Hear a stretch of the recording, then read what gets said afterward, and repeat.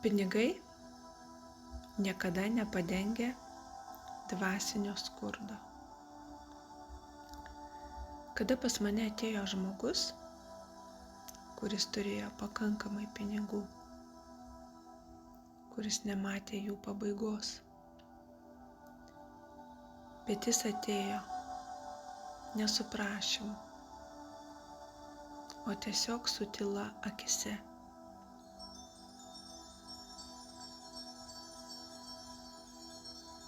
Dar nepradėjus jam kalbėti, jaučiau jo šauksmą, sielos šauksmą, kuris šaukė: padėk man jausti,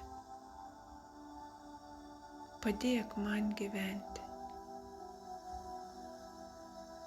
Jo turimi turtai nenupirko jam meilės, jo turimi turtai nenupirko ryšio ir jo turimi turtai nenupirko jam vidinės ramybės.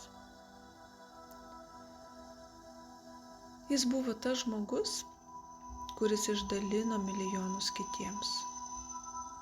Tikrai nebuvo skupus ir tikrai dalinosi. Bet jis pamiršo save. Kada man buvo pasakyta, kad iš šio žmogaus aš negaliu paimti nei cento, nes jis jau taip senai atiduoda pasauliui tiek daug. Ir kad dabar atėjo tas metas, kada jis tai suprato. Ir kad pasaulis bent kartą padėtų jam, padėtų išgyti. Energetinė šviesa tai nėra prekė,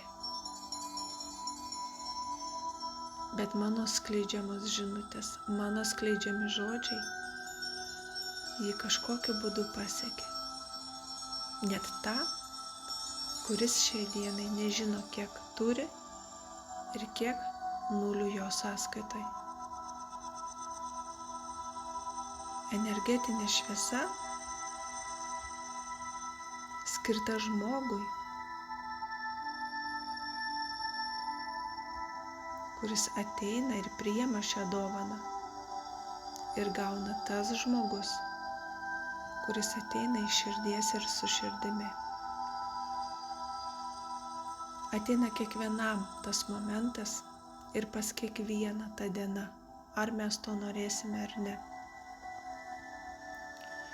Kad turi žemėje atsirasti toks žmogus, kuris šią informaciją skleis, kaip bebūtų, ar tai bus skirtingais pavadinimais, ar tai bus skirtinga prasme, foto ar dar kažkuo, kaip jūs kartais galbūt galvojate, kad tai yra tas pats per tą patį, įjung prieš tai ar ten dar kokias žinutės eis vėl apie tą patį. Esmė, kad kiekviena žinutė yra skirta tam tikram žmogui ir tam tikram metui.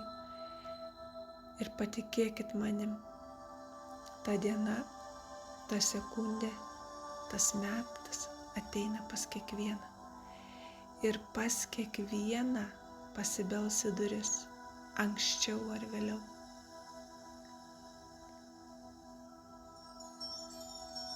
Aš šiomis žinutėmis beldžiuosi jūsų duris. Galbūt tai metas, galbūt tai priminimas.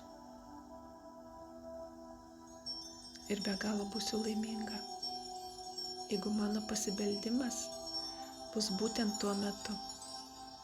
Ir tada, kai jums to taip reikės. Ir išgirsti tuos žodžius, kaip gera, kad tu pasibeldei.